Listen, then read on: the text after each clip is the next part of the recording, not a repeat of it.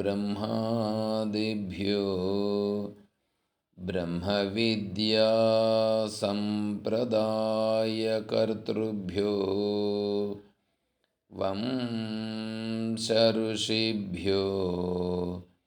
महद्भ्यो नमो गुरुभ्यः। ॐ शङ्कारूपेण मच्चित्तं पङ्कीकृतमभूद्यया किं करेयस्य सा माया शङ्कराचार्यमाश्रयेत्। ॐ युक्ताहारविहाराय विविक्तस्थलवासिने मलयाळयतीन्द्राय ब्रह्मनिष्ठायते नमः।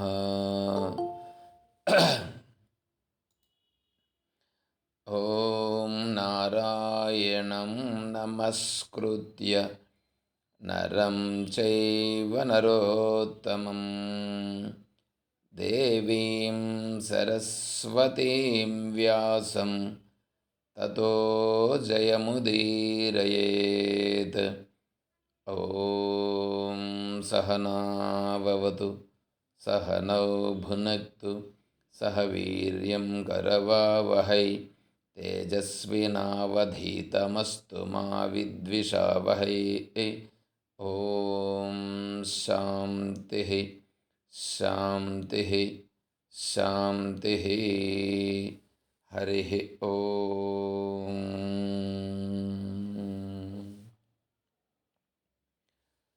పూజ్య గురుదేవులు తత్వవిధానంద స్వాముల వారి యొక్క దివ్య చరణారవిందములకు ప్రణమిల్లుతూ పరిపూర్ణ పరబ్రహ్మస్వరూపులకు ప్రియాత్మ బంధువులరా ఓం. శ్రీమద్ భగవద్గీత 10వ అధ్యాయంలో ఉన్నాం మనం. అందులో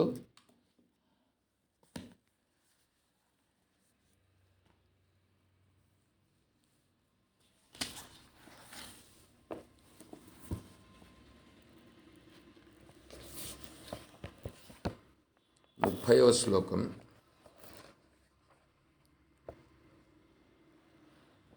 ప్రహ్లాదశ్చాస్మి దైత్యానాం కాలః కలయతామహం మృగాణాం చ మృగేంద్రోహం వైనతేయశ్చ పక్షిణాం.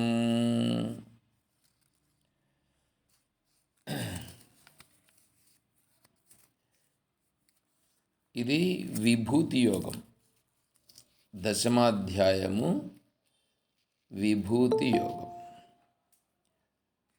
విభూతి యోగంలో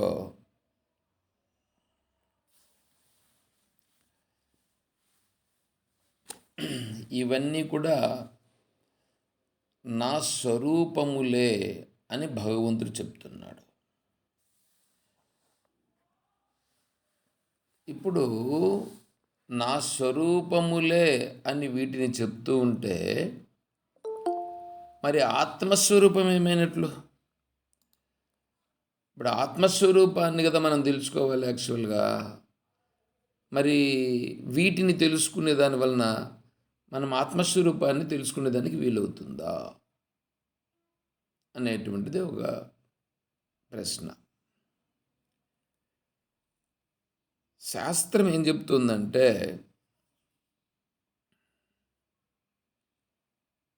ఈ సర్వము కూడా అధ్యారోపము. అధ్యారోప అపవాదాభ్యాం నిష్ప్రపంచం ప్రపంచ్యతే. అంటే ఈ జగత్తంతా ఏమైందంటే అధ్యారోపమైనది, ఆరోపమైనది, ఆరోపించబడినది.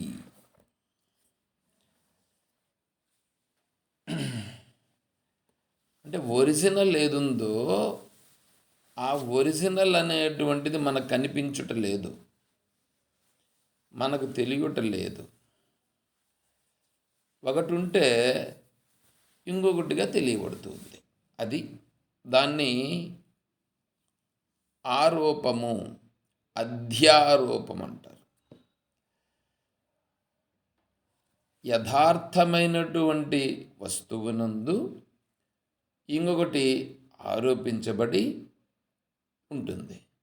ఆ ఆరోపించబడిన వస్తువుని అంటే ఆ వస్తువుని వస్తు అధ్యాస అని అంటారు. వస్తు జ్ఞానాన్ని జ్ఞానాధ్యాస అని అంటారు. అంటే వస్తువునే అర్థమని అంటారు, అందుకని అర్థమును అర్థాధ్యాస అని, ఆ వస్తువు యొక్క జ్ఞానమును జ్ఞానాధ్యాస అని అంటారు.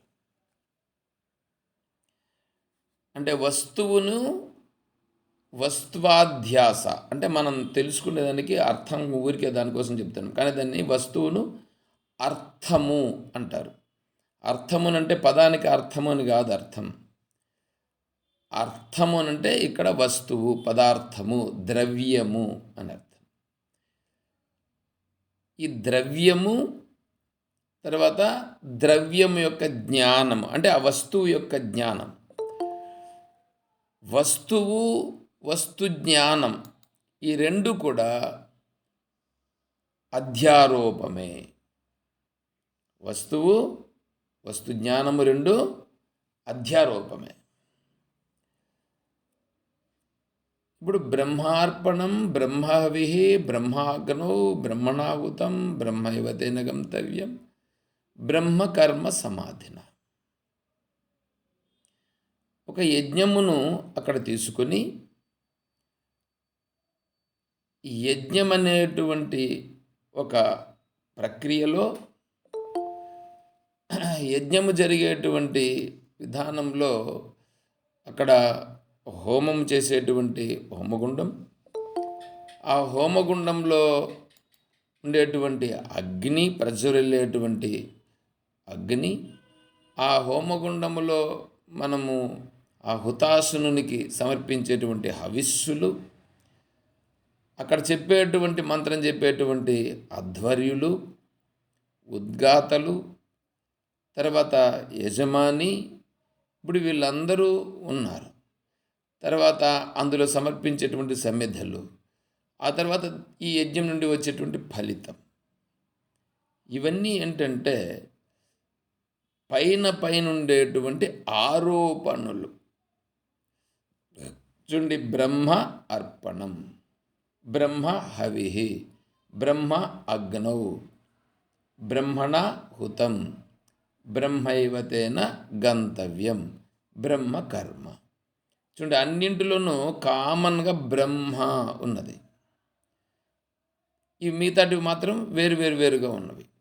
అంటే నీకు కనిపించేటివి ఏవైతే ఉన్నాయో అవన్నీ వేరుగా కనిపిస్తున్నప్పటికీ దానికి ఆధారముగా ఉన్నటువంటిది బ్రహ్మ అని చెప్తున్నాడు. దాన్ని మనం కరెక్ట్గా అర్థం చేసుకోవాలంటే అధ్యారోపము అంటే బ్రహ్మమునందు ఇవన్నీ కూడా ఆరోపించబడుచున్నవి.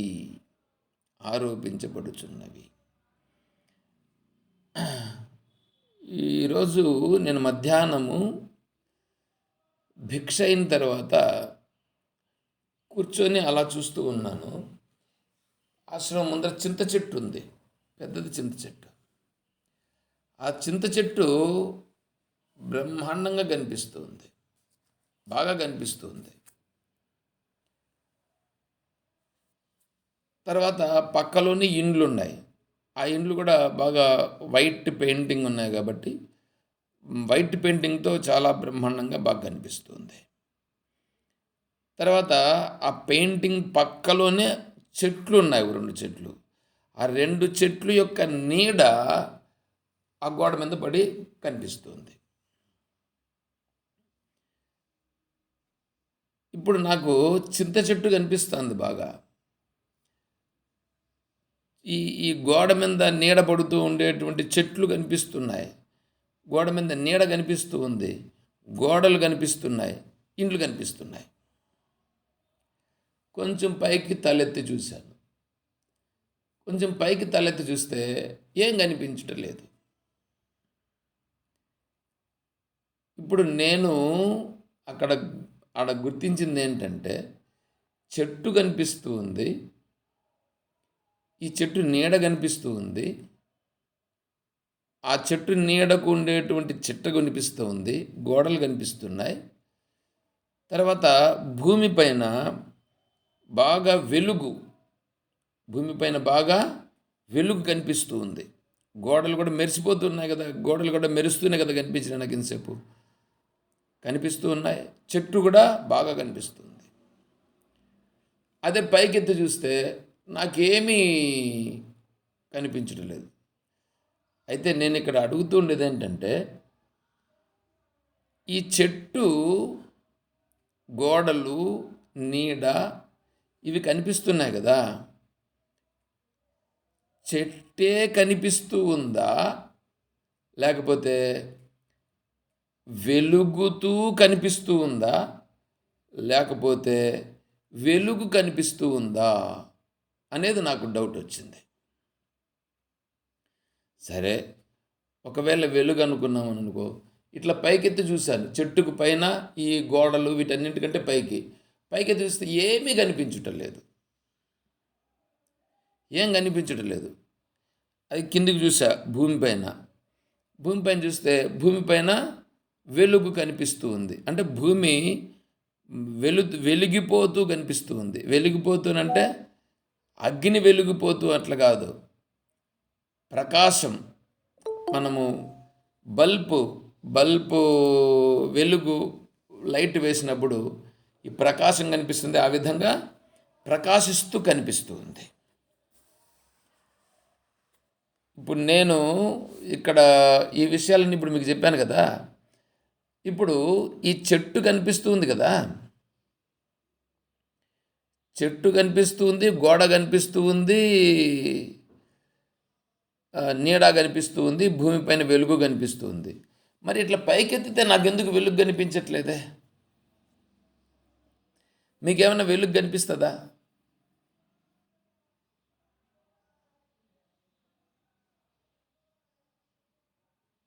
ఏమండి, నేను మాట్లాడేది మీకు వినిపిస్తుందిగా?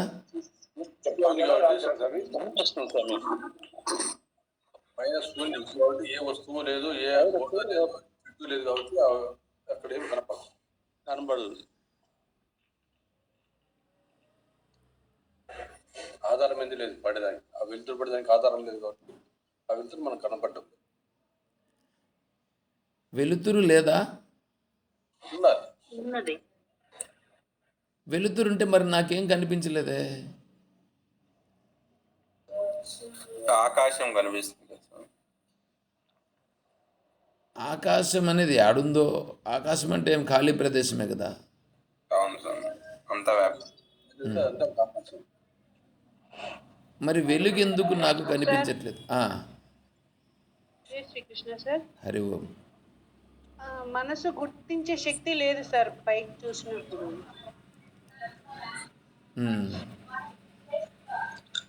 చెట్టు పైన పూర్తిగా వెలుగు అంతా ఉంది, ఆకాశం అంతా ఉంది కాబట్టి హెచ్చుగా మనకి ఏం కనిపించదు. చెట్టు కనిపిస్తా ఉంది, చెట్టు పైన అంతా వెలుగే, ఎక్కడ చూసినా వెలుగే ఉంది, ఎక్కడ చూసినా వెలుగే ఉంది కాబట్టి మనము స్పెషల్ గా గుర్తించేది ఏమి లేదు అక్కడ. చీకటి లేదంటే వెలుగు ఉన్నట్లే కదా స్వామి? చీకటి లేదు అంటే వెలుగున్నట్లే. అసలు అది చీకటో వెలుగో కూడా తెలియదుగా. పైకి చూసినప్పుడు ఇట్లా మీరు మధ్యాహ్నం పూట చూడండి. సరే,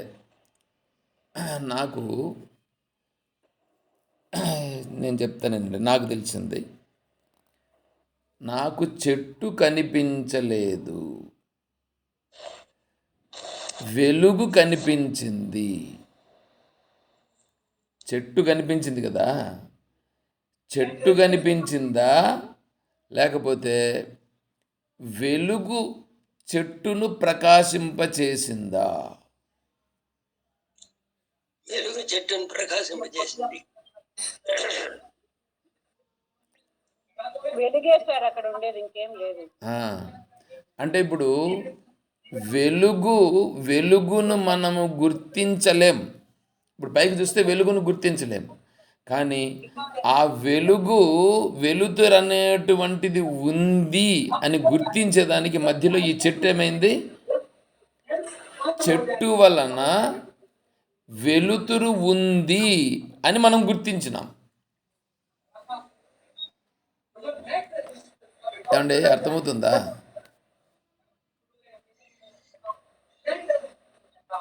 అర్థమవుతుందా, అర్థం కాలేదా?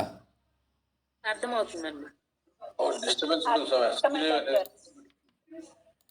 ఇప్పుడు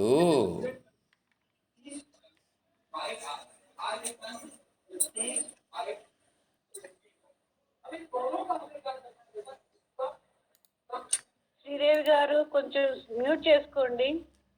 చెట్టు ఇప్పుడు చీకటి ఉంది కదా, చీకట్లో చెట్టు కనిపిస్తుందా? కనిపించదు. చీకట్లో దగ్గరికి పోతే కానీ మనకు చీకట్లో చెట్టు కనిపించదు. దూరం నుంచి చూసినప్పుడు చెట్టు కనిపించదు. ఎందుకంటే అంత చీకటే ఆవరించి ఉంది కాబట్టి. చీకటిలో ఉండేటువంటివి అంత చీకటే కనిపిస్తుంది మనకి. ఏమంటే అంతేనా? నాకు ఒకరికైనా మీకు కూడా అట్లా కనిపిస్తుందా? అందరికీ అంతే స్వామీజీ. శేఖర్ రెడ్డి గారికి చీకట్లో అంతా చీకటి కదా స్వామి, ఎవరికైనా చీకటే ఉంటుంది. నాకు డౌట్ వస్తుంది, అందుకని నేను అడుగుతా ఉన్నా. అంటే ఇప్పుడు మొత్తం చీకటే. అప్పుడు మొత్తం చీకటే అయినప్పుడు నీకు చెట్టు ఒకటి ఉంది అని కూడా కనిపించదు. ఈ చెట్టు అనేది కనిపించనప్పుడు మనకేమైంది? ఆ చీకటే ఉంది, మనకు దాంట్లో ఏం కనిపించట్లే, మొత్తం చీకటే. సరే, ఇప్పుడు మొత్తం వెలుగుంది. మొత్తం వెలుగున్నప్పుడు ఏమైందంటే ఆ వెలుగుందని గుర్తించేదానికి నీకు ఈ చెట్టు వెలుగును ప్రకాశింపచేస్తున్నది. వెలుగుందని గుర్తించాలంటే చెట్టు వలన కదా నీకు వెలుగు కనిపిస్తూ ఉంది. చెట్టు వెలుగుతూ ప్రకాశిస్తూ కనిపిస్తూ ఉందా లేదా? ఏమంటే ఈ జలజ అని నేను రిమూవ్ చేస్తానండి. ఈయన నాకు చాలా ఇరిటేషన్ తెప్పిస్తున్నాడు. ఆయనకు నేను నేను పాపం ఆయన తీయకూడదు అని అనుకున్నాను. ఆయన ఇష్టం వచ్చినప్పుడు వచ్చేది ఊరికి అట్లా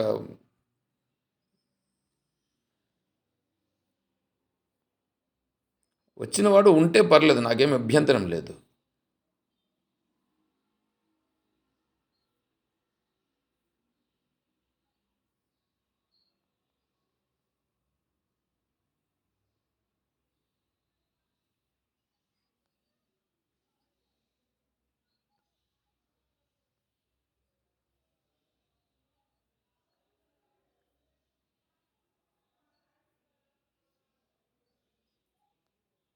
నెంబర్ ఏదో ఎందుకు తెలియట్లేదు. సర్లే, వేరే వాళ్ళు వెళ్ళిపోతే మళ్ళీ కష్టం. మారుతాడేమో చూద్దాం మళ్ళీ కూడా.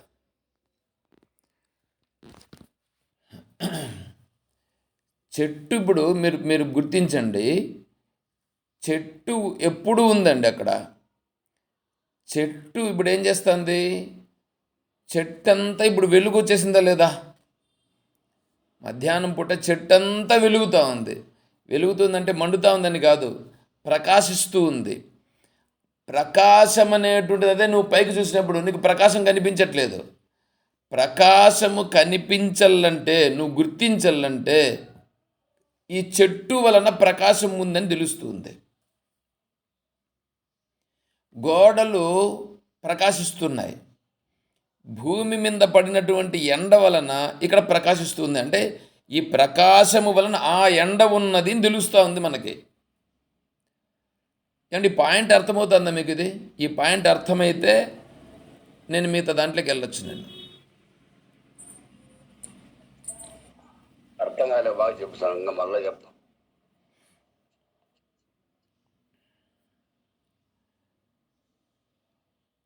మొత్తం అంతా ప్రకాశం ఉందండి, సూర్యప్రకాశం ఉందండి. మొత్తము సూర్యప్రకాశం ఉన్నప్పుడు సూర్యప్రకాశం అనే దాన్ని గుర్తించాలంటే నీకు అక్కడ మధ్యలో ఏదైనా ఒక వస్తువు ఉంటే ఆ వస్తువు ఉన్నప్పుడు ఏమవుతుందంటే అది వెలుగుతూ కనిపిస్తుంది. వెలుగుతుంటే ప్రకాశిస్తూ కనిపిస్తుంది. అది ప్రకాశిస్తూ కనిపించిందంటే ఇప్పుడు వెలుగుంది అని నువ్వు గుర్తిస్తున్నావు.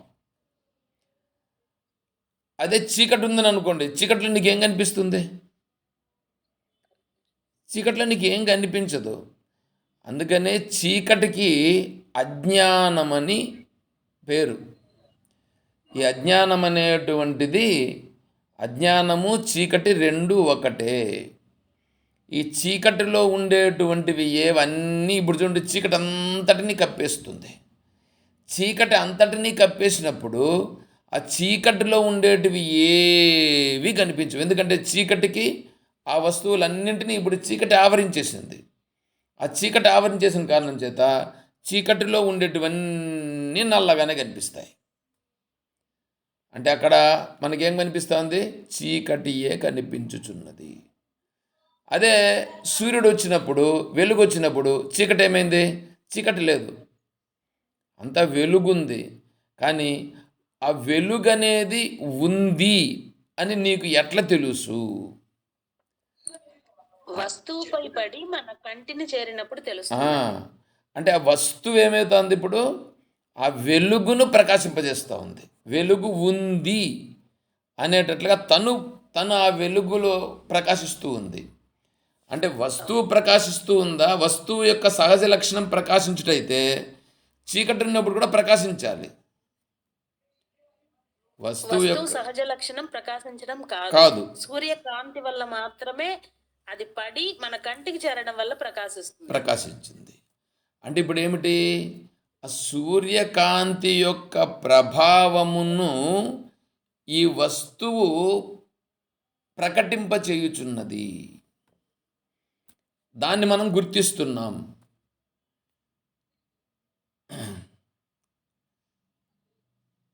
ఏం రామిరెడ్డి గారు, ఏమన్నా అర్థమైందా? అర్థమైందా సార్?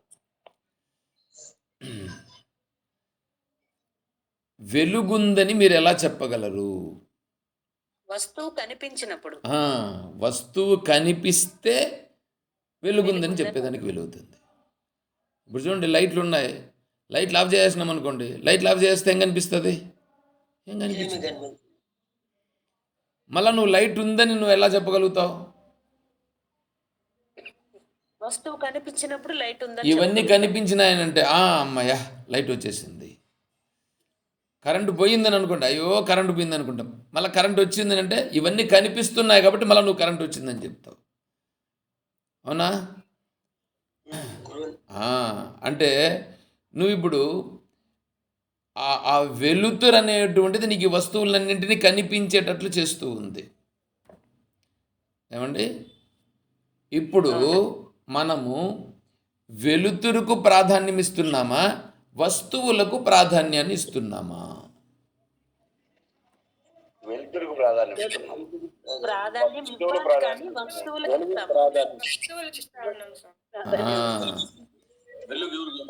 వెలుగుకు ప్రాధాన్యము ఇవ్వడంలే, మనం వస్తువులకు ప్రాధాన్యం ఇస్తున్నాం. వస్తువులకు ప్రాధాన్యం ఇచ్చి వెలుగును గుర్తించుట. వెలుగు సహజం దాంతో అసలు మనకు లెక్క కూడా లేదు. సూర్యుని వెలుగుంటే కూడా సూర్యుని వెలుగుని గురించి కూడా లెక్కలేదు మనకి. ఎందుకంటే మనకు జరగాల్సినవన్నీ జరిగిపోతున్నాయి. అదంతా సహజం అనే దృష్టితో మనం పడిపోయినాం. కానీ నిజంగా సూర్యుని యొక్క ప్రకాశము వలననే మనం ఇక్కడ అన్ని వ్యవహారాలు చేయుచున్నాము. సూర్యప్రకాశము ప్రభావము చేతనే సర్వము ప్రవర్తమానమగుచున్నది. కానీ ఆ సూర్యప్రకాశమును గుర్తించకుండా వారగా పెట్టేసి సూర్యప్రకాశములో కనిపించుచున్నటువంటి ఈ వస్తువులు ఏవైతే ఉన్నాయో ఈ వస్తువులనే మనం గుర్తిస్తున్నాం. ఈ వస్తువులనే గుర్తించి ఈ వస్తువులకే ప్రాధాన్యాన్ని ఇస్తున్నాం. ఇది అర్థమైంటే దీనిని ఇంకొద్దిగా అన్వయం చేస్తాను. ఇప్పుడు ఏమండి, సకల జీవరాశులు నిలబడున్నాయిగా, సకల జీవరాశులు బ్రతికున్నాయిగా. సకల జీవరాశులు బ్రతికి ఉండి సకల జీవరాశులు ప్రాణముతో ఉండి ఏమేమో చేస్తున్నాయి. ఇప్పుడు నువ్వు ప్రాణులను చూస్తున్నావా? ఆ ప్రాణులు ప్రాణముతో ఉండేదానికి ఆధారమైనది అంటే దానికి ఆధారంగా ఉండే ప్రాణమో లేదా ఇంకోటో ఏదో దాని వలన అది నిలబడి ఉందా, లేదా ప్రాణులే స్వయంగా నిలబడి ఉన్నాయా? అంటే ప్రాణులే స్వయంగా నిలబడి ఉన్నాయని అనుకుంటున్నాము, కానీ దానికి ఏదైతే సహాయపడుతుందో దానిని మనం గుర్తించట్లేదు. సహాయపడుట కాదది, జీవాలు దాని వలన ఇవి నిలబడి ఉన్నాయి. ఇప్పుడు చూడండి, మీరు ప్రాణవాయువు పోయి వస్తూ ఉంది. మన ముక్కు రంధ్రముల గుండా ప్రాణవాయువు లోపలికి పోతూ ఉంది, బయట వస్తూ ఉంది. మనం ప్రాణవాయువుకి అస్సలు వాల్యూ ఇవ్వడం లేదు. మనం అసలు వాల్యూ ఏమైనా ఇస్తున్నాం ప్రాణవాయువుకి? అసలు ఇవ్వట్లా. మన శరీరాన్ని నిలబెట్టి ఉండేది ప్రాణవాయువు వలననే మనం నిలబడి ఉన్నాం. ఆ ప్రాణవాయువుని గురించి ఏమైనా కొంచెమైనా మనం ఏమైనా చూస్తున్నామా? దాని గురించి ఆలోచిస్తున్నామా? దాన్ని ఎలా అనేసేసి ఏమైనా చూస్తున్నామా? దాని గురించి దృష్టిన పెడుతున్నామా? లేదు.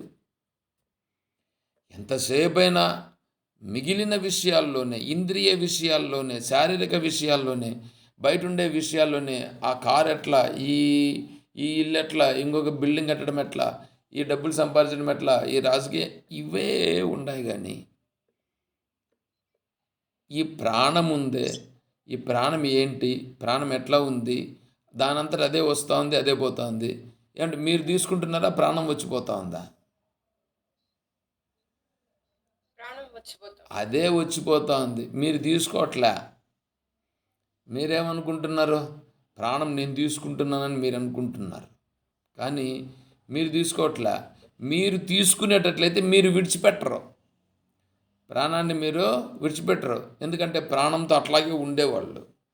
ఎందుకంటే ప్రాణమే వచ్చిపోతూ ఉంది కాబట్టి అదేం చేస్తుందంటే అది మనల్ని అదే విడిచిపెడుతుంది. అందుకే ఆ శరీరం అప్పుడు కింద పడిపోతుంది. చూడండి ఎట్లా ఉందో. ఇప్పుడు గుర్తించాల్సింది ఈ శరీరముతో మిగతా వాటిన లేదా ప్రాణము, ఈ ప్రాణం అనేది ఉంది. ఈ ప్రాణము ఎందుకు ఇలా నడుస్తూ ఉంది అది గుర్తించాలనా?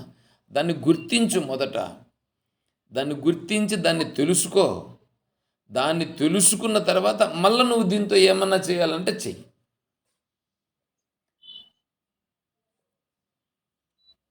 పాయింట్ బాగా అర్థం చేసుకోండి. సకల ప్రాణులు, ఏమంటే అందరికీ ప్రాణులు అని పేరు వచ్చింది కదా. ఎందుకు వచ్చింది ప్రాణులని? ప్రాణము వలన నిలబడి ఉన్నారు కాబట్టి ప్రాణులు అని వచ్చింది. ప్రాణం వలన ఇవన్నీ నిలబడి ఉన్నాయి, అందుకని ప్రాణులు. ప్రాణము చేత నిలబడి ఉన్నారు వీళ్ళు. కానీ మనము ప్రాణమును ఎప్పుడు గుర్తిస్తాం తెలిసినా? పోయినప్పుడు గుర్తిస్తాం. అంతవరకు ప్రాణమును గుర్తించం. ఎందుకంటే వాడు పడుకో అన్నాడు, ఏం కదలట్లేదంటే అప్పుడు పెడతా ముక్కు దగ్గర ఏళ్ళు.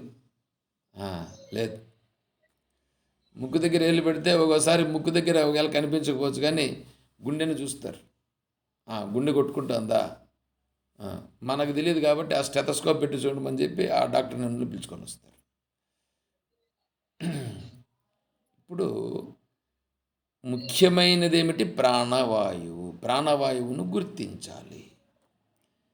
ప్రాణవాయువును గుర్తిస్తే అప్పుడు ఈ శరీరం యొక్క ప్రభావము, ఈ శరీరంతో మనం ఏమి చెయ్యాలి అనేది నీవు ప్రాణవాయువును గుర్తించినప్పుడు ఈ శరీరంతో చేసేటువంటి వ్యవహారాలన్నీ మారుతాయి.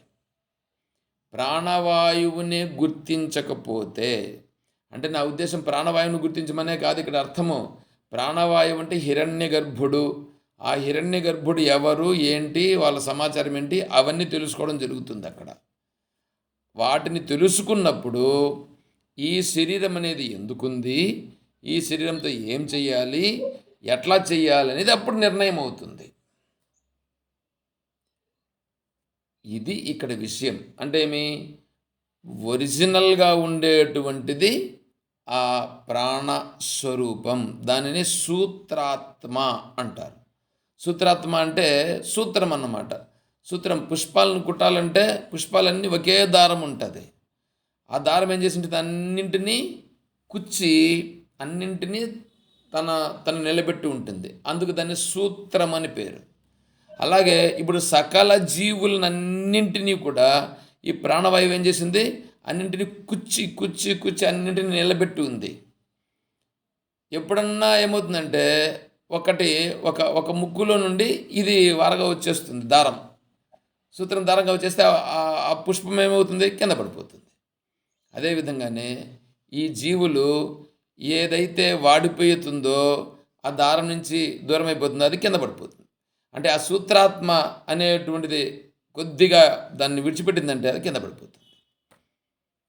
అంటే ఇదంతా నిలబడి ఉండేది సూత్రాత్మ పైన ఆధారపడి ఉన్నవి. ఆ సూత్రాత్మను గుర్తించుట మనకు కనిపించదు.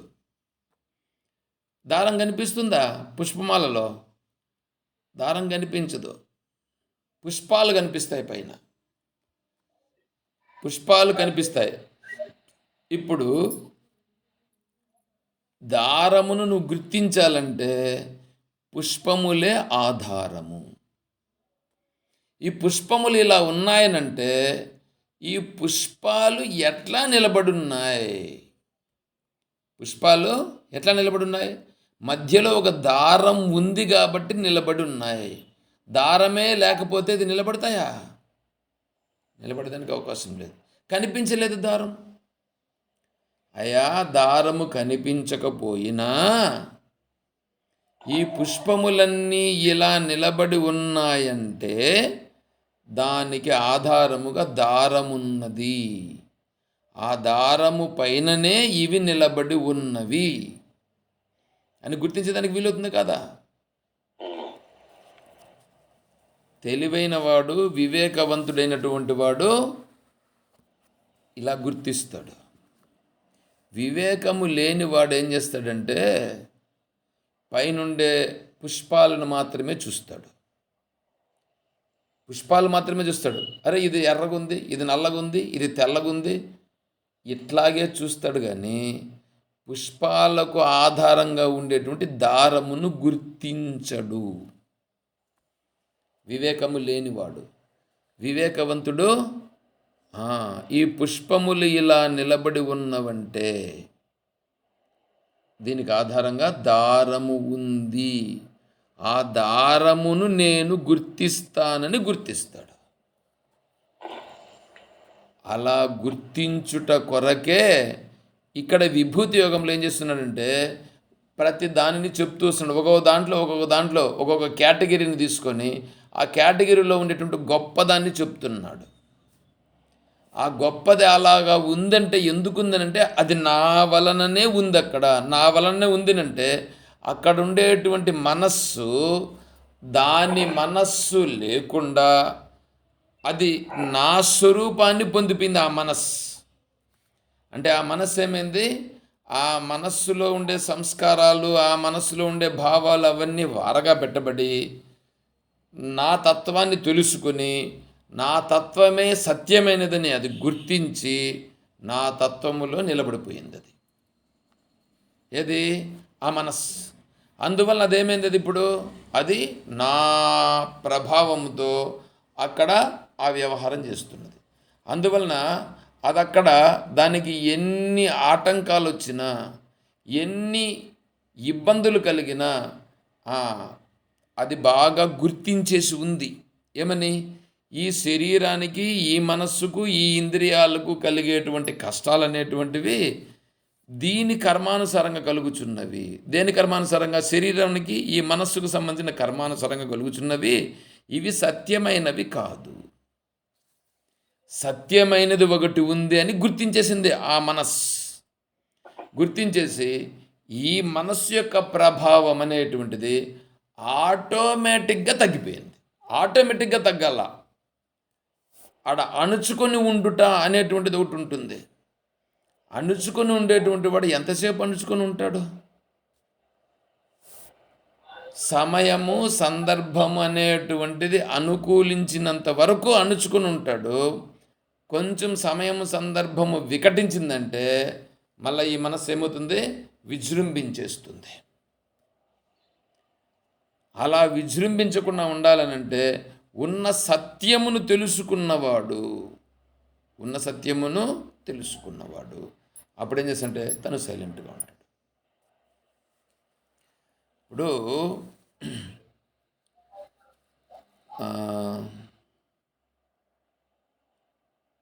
మీకు ఒక చిన్న ఉదాహరణ చెప్తా.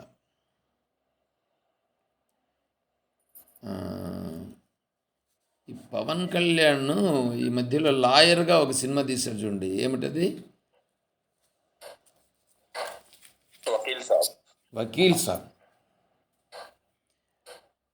వకీల్ సాబ్ సినిమాలో ఇప్పుడు జడ్జి ఉంటాడు. ఈ కోర్టులో ఇటువైపు ముద్దాయి, అటువైపు ఇంకొకరు ఇద్దరు ఉంటారు. ఇక్కడ వాదిస్తున్నారు. ఈ ఈ వకీల్ అతనితో మాట్లాడుతున్నాడు. జడ్జి గారు చూస్తూ ఉన్నారు. ఏమండి? ఈ జడ్జి గారు చూస్తూ ఉన్నప్పుడు ఈ మాట్లాడేటువంటి అంటే వకీల్ ఏం చేస్తుంటాడు, లాయర్ ఏం చేస్తాడు, అతన్ని ప్రశ్నలు అడుగుతూ ఉంటాడు. ప్రశ్నలు అడిగి అతని నుంచి రాబడుతూ ఉంటాడు. అతనిచ్చే సమాధానాలను అన్నింటినీ చూస్తూ జడ్జి గారు నోట్ చేసుకుంటూ ఉంటారు. ఏమంటే ఇప్పుడు జడ్జి గారు నోట్ చేసుకుంటున్నారు కదా. ఇప్పుడు ఈ ఆ ముద్దాయిని వకీల్ అడుగుతూ ఉన్నాడండి. ఇప్పుడు ఆ ముద్దాయి కొద్దిగా ఏం చేస్తాడు, ఈ వకీల్ పైన తిరగబడేటువంటి పరిస్థితి వస్తుందని అనుకోండి. వకీల్ పైన ఈ ముద్దాయి ఏం చేస్తాడు, నోరు అదుపులో పెట్టుకొని మాట్లాడు అని మాట్లాడతాడు. నోరు అదుపులో పెట్టుకొని మాట్లాడు అని అంటే కూడా ఈ వకీల్ ఏం చేస్తాడు, సైలెంట్గా వింటూనే ఇంకా వేరే ప్రశ్న వేస్తూ ఉంటాడు. ఏమండి? ఇట్లా 1, 2, 3, 4 సార్లు ఇది జరుగుతుంది, కంటిన్యూ అవుతుంది. నేను ఇక్కడ ఏమంటున్నానంటే ఈ వకీలు ఆ ముద్దాయితో మాట్లాడినప్పుడు ఆ ముద్దాయి రెచ్చిపోయి వకీలును మాట్లాడుతూ ఉంటే కూడా వకీలు ఎందుకు అతనిపైకి విరుచుకుపడ్డాడు?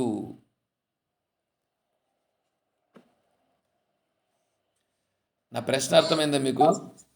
అతను బయటికి రావడానికి సార్, ఆవేశంలో నిజాలు బయటికి తీయడానికి. వాళ్ళ తప్పు రావడానికి. ఇంకో తప్పు చేస్తాడు. వానికి తేడా ఉండదు కదా స్వామి, ఇద్దరు ఒకలా. చేసిన అతను ఇంకో తప్పు కూడా చేస్తాడు ఇక ఆవేశం. ఇంకా ఎవరన్నా చెప్తారా? సార్ అతను ఒరిజినాలిటీ బయటకు తేడానికి. ఓకే. ఇంకా నేను గుర్తించి చెప్తానండి. ఇప్పుడు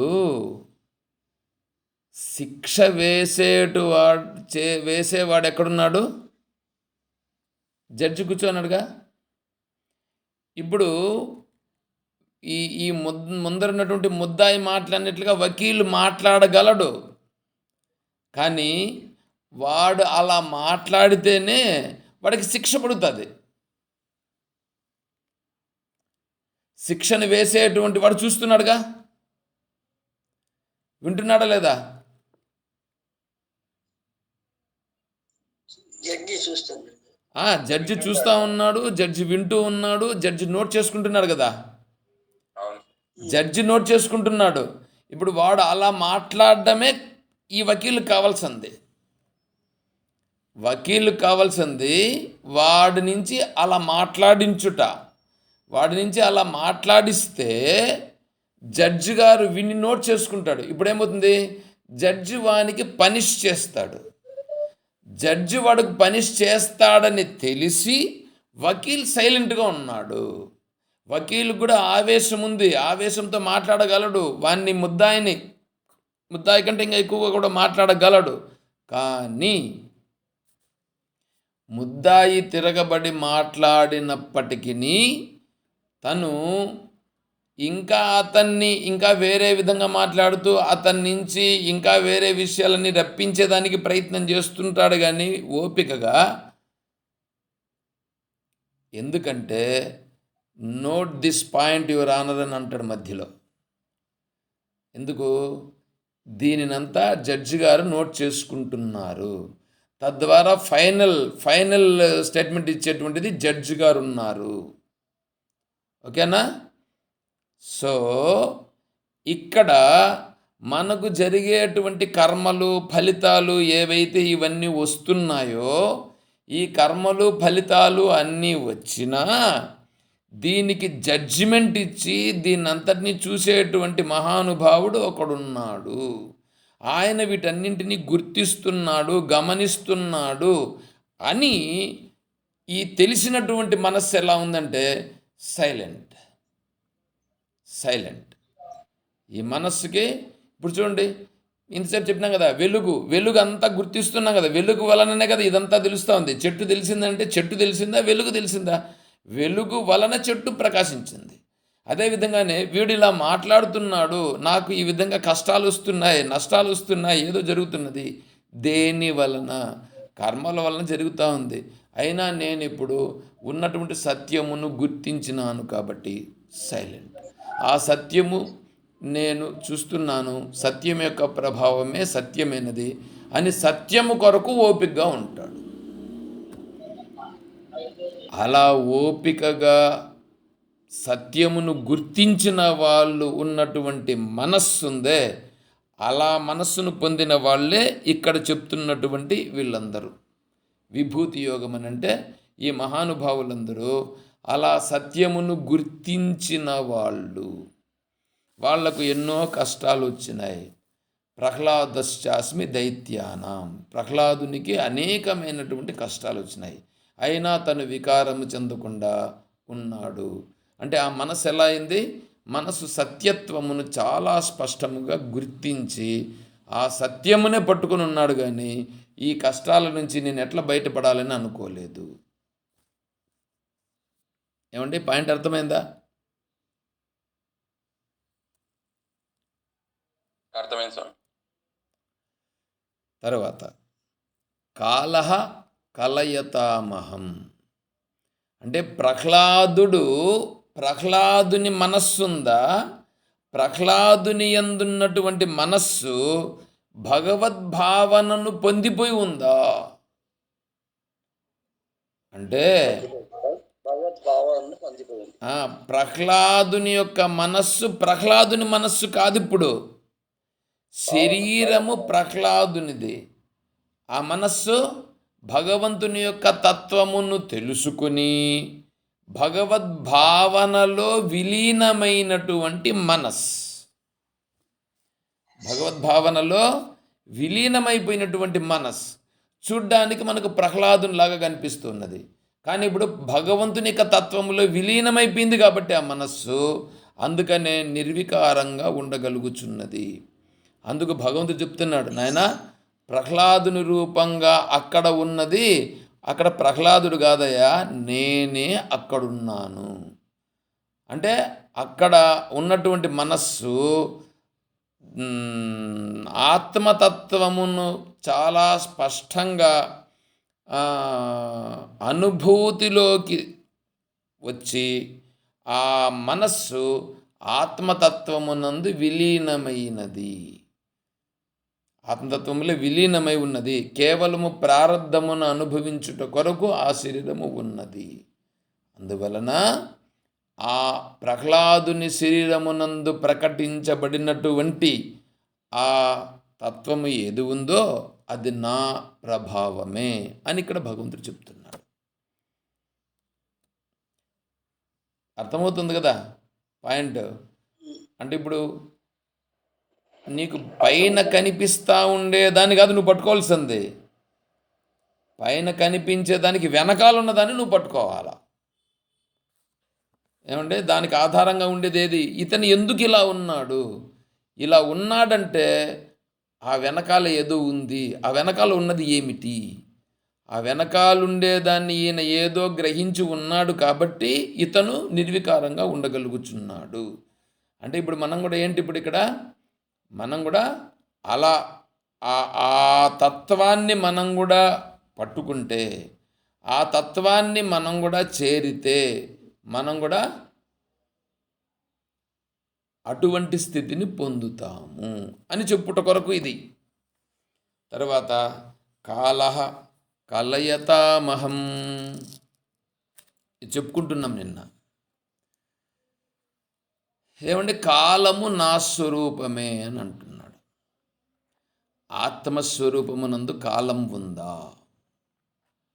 ఆత్మస్వరూపమునందు కాలము నిజంగా లేదు. ఆత్మస్వరూపంలో కాలము లేదు. ఇప్పుడు చూడండి, మీరు గాఢ నిద్రపోయినారు. నిద్రపోయినప్పుడు మీకు కాలం ఉంది అని ఏమైనా తెలుస్తూ ఉందా? తెలియట్లేదు.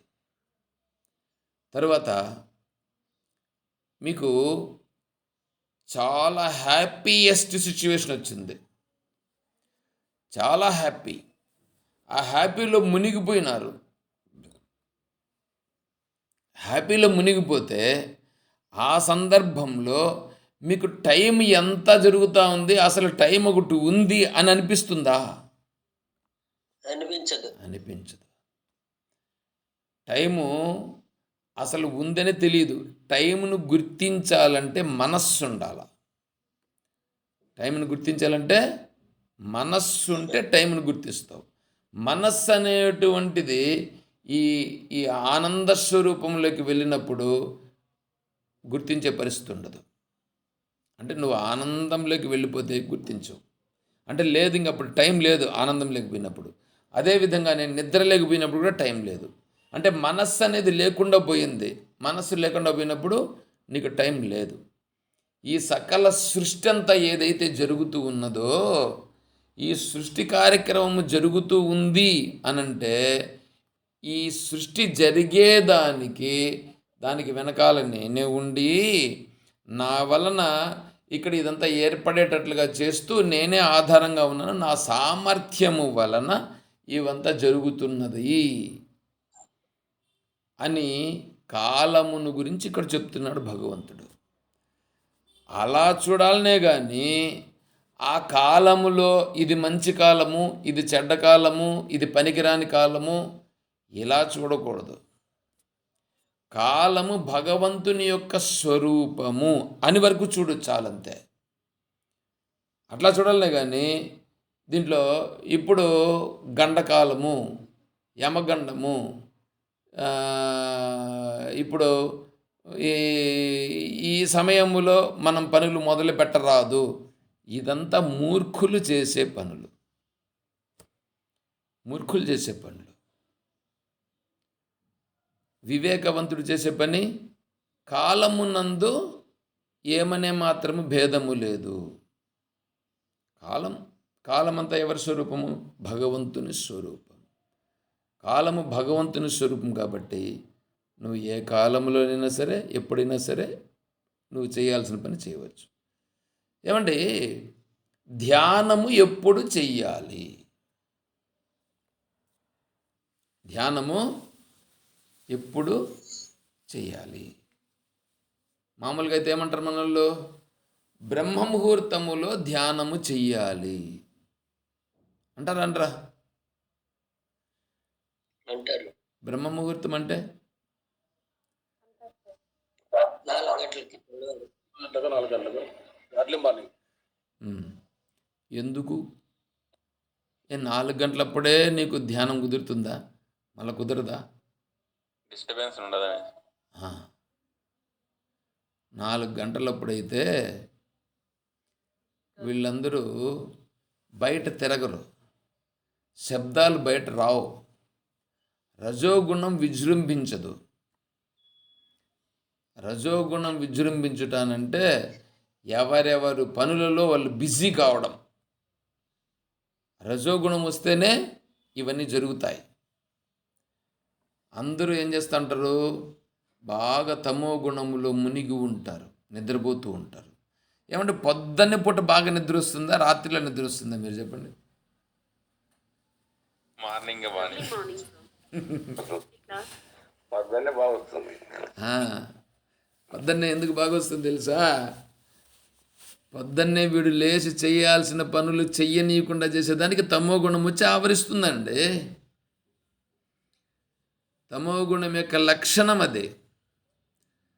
తమో గుణం యొక్క లక్షణము వాడు వెళ్ళాల్సిన మార్గములో వెళ్ళనీయకుండా అడ్డుపడుట.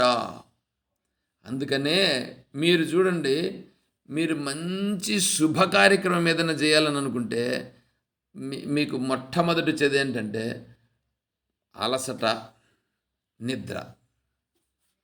మళ్ళీ చేసుకోకూడదా అని అనిపిస్తుంది. ఈ తమో గుణం వచ్చి నిన్ను ఆవరిస్తుంది. అదేవిధంగా పొద్దున్నే బ్రహ్మాండమైన నిద్ర వస్తుంది. ఆ బ్రహ్మాండమైన నిద్ర వచ్చేదానికి కారణం తమో గుణం వచ్చి నిన్ను ఆవరిస్తుంది. నిజంగా నువ్వు పొద్దున్నే చేసిన, మధ్యాహ్నము చేసిన, సాయంకాలము చేసిన, రాత్రిలో చేసిన, ఎప్పుడు చేసిన ధ్యానము నీ మనస్సు ఏకాగ్రమైతే ధ్యానము నువ్వు ఎప్పుడైనా చేయొచ్చు, ఎక్కడైనా చేయొచ్చు. శ్మశానంలో చేస్తే దానికి ఏదో గొప్ప విలువ ఉందని, శ్మశానంలో ఉండేటువంటి శవం పైన కూర్చొని చేస్తే దానికి ఒక రకమైన విలువ ఉందని, ఆ శవాన్ని పీక్కు తింటే దానికి ఏదో ఒక శక్తి వస్తుందని, ఇదంతా మూర్ఖులు చేసే పనులు, వివేకము లేని వాళ్ళు చేసే పనులు, శాస్త్రజ్ఞానము తెలియని వాళ్ళు చేసే పనులు. వివేకమున్న వాళ్ళు ఏం చేస్తారు తెలుసా? ఎక్కడ చూసినా ఉన్నది సూర్యప్రకాశమే, ఏ సమయమైనా కూడా భగవంతుని యొక్క స్వరూపమే. కాబట్టి నేను భగవత్ స్వరూప భావనతో ఎప్పుడైనా సరే భగవంతుని ధ్యానిస్తాను. అది చూస్తాడు. ఏమండి, ఇంకా పొద్దున్నే అంటారా? పొద్దున్నే అంటే వీడి మనస్సు ఈ ఈ మనుషులందరూ లేచి తిరుగుతూ ఉండేటప్పుడు, వాళ్ళ వ్యవహారాలు చేసినప్పుడు, ఆ శబ్దాలంతా వచ్చినప్పుడు వీడి మనస్సు ఏకాగ్రం కలగదు. వీడికి మనస్సు ఏకాగ్రం కలిగే అంత సామర్థ్యం వీడికి రాలేదు. అందువలన వీడు ఆ మనస్సును ఏకాగ్రత పొందుట కొరకు ఈ శబ్దాలన్నీ అణిగి ఉన్నాయి. కాబట్టి అప్పుడు పొద్దున్నే అయితే వీడికి కొద్దిగా సహకరిస్తుంది ఆ సమయం, అంతే. అంతేగాని బ్రహ్మముహూర్తం అనేసి అదొక పెద్ద దానికేం విలువేం ఉండేదేం కాదు. అది విషయం అర్థమవుతుందా మీకు? బాగా చూసుకోండి. అర్థమవుతుంది. నువ్వు ఎప్పుడైనా ధ్యానము చెయ్యవచ్చు.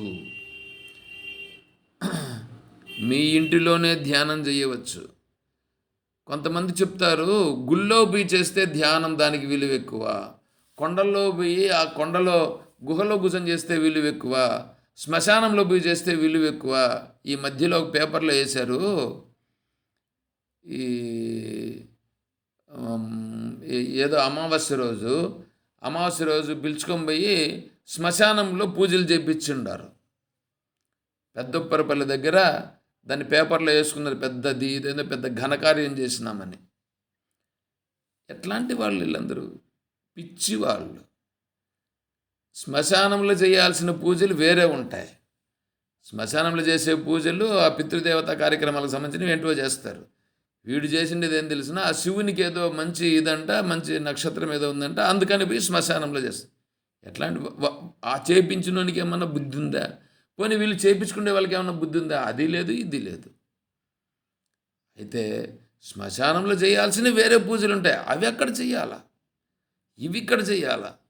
నువ్వు ధ్యానం చేసేదానికి అక్కడ ఇక్కడ అనేమీ లేదు, నువ్వు ఎక్కడైనా చేయవచ్చు. ఎక్కడైనా చేయవచ్చు అన్నప్పుడు నువ్వు ఇప్పుడు శ్మశానానికి పోవాల్సిన అవసరం లేదు. దానికోసం నువ్వు శుభ్రంగా ఏ సమయంలోనైనా సరే, కాకపోతే ఏంటంటే సంధ్యా సమయం అని ఉన్నది. సంధ్యా సమయములో సంధ్యాదేవిని ఆరాధన చేయుటనేటువంటిది శాస్త్రం మనకు విధి నిర్ణయం చేసింది. విధి అనంటే ఏంటి? నువ్వు ఖచ్చితంగా చేసి తీరవలయును. ఆహరహ సంధ్యాముపాసీత. అంటే పగలు, ఉదయము, సాయంకాలము ఖచ్చితంగా నువ్వు సంధ్యావందనం చేసి తీరవలయును. ఇది విధి.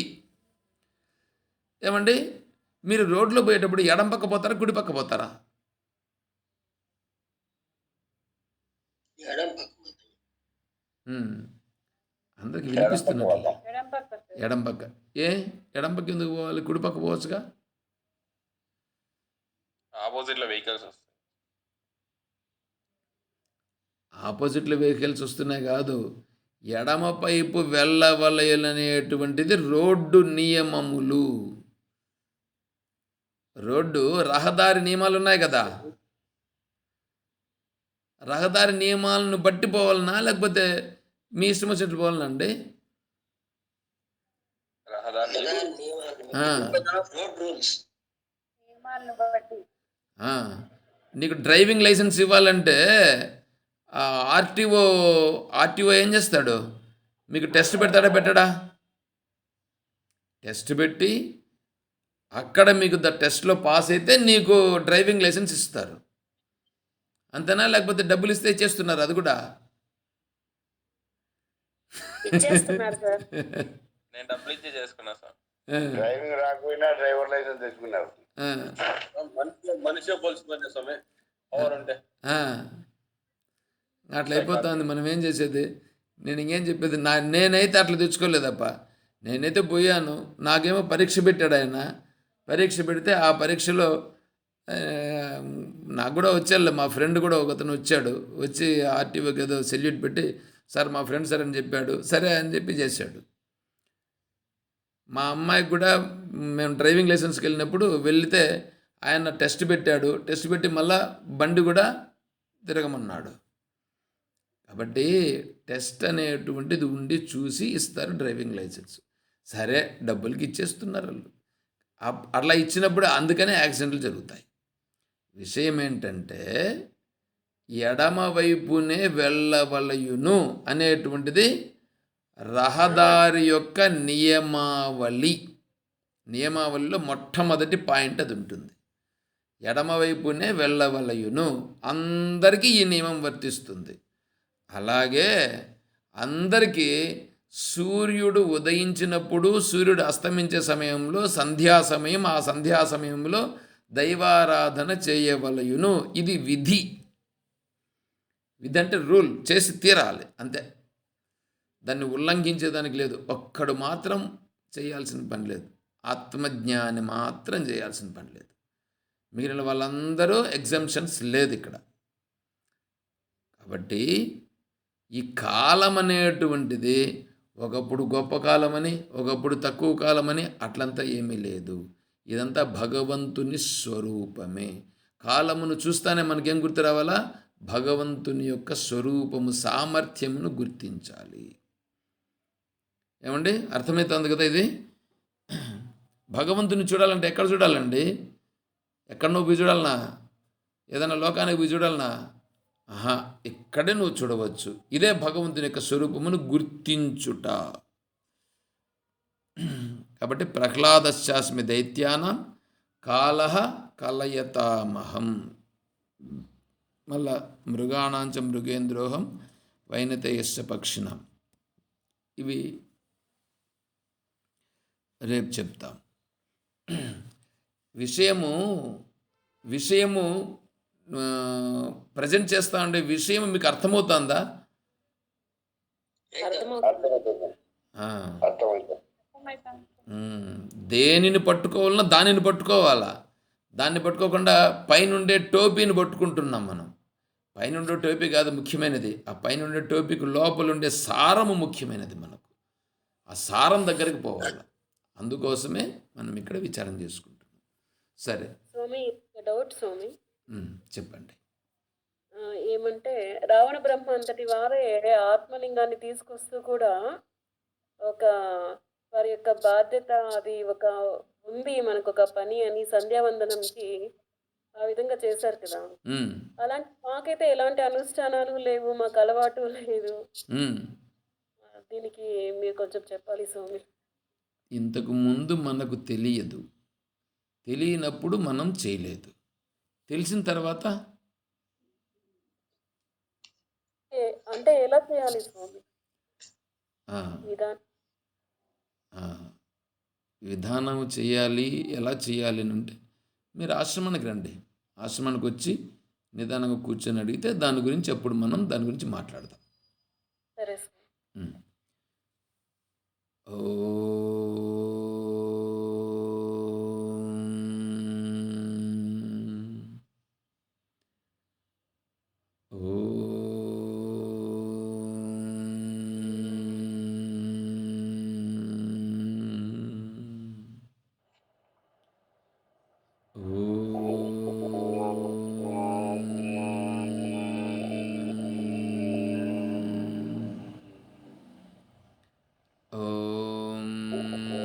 అసతో మా సద్గమయ, ఓం తమసో మా జ్యోతిర్గమయ, ఓం మృత్యోర్మా అమృతం గమయ, ఓం శాంతి శాంతి శాంతి. హరి ఓం తత్సత్. ఓం సర్వం శ్రీ సద్గురు చరణారవిందార్పణమస్తు. ఓం జై బోలో శ్రీకృష్ణ పరమాత్మకి జై, బోలో గీతా మాతా की జై, బోలో భక్త మండలి की హర నమః పార్వతీ పతయే. హర మహాదేవ శంభో శంకర. జై సీతారాం. హరి ఓం తత్సత్. ఓం హరి ఓం. ఓం శ్రీ గురుభ్యో నమః. హరి ఓం.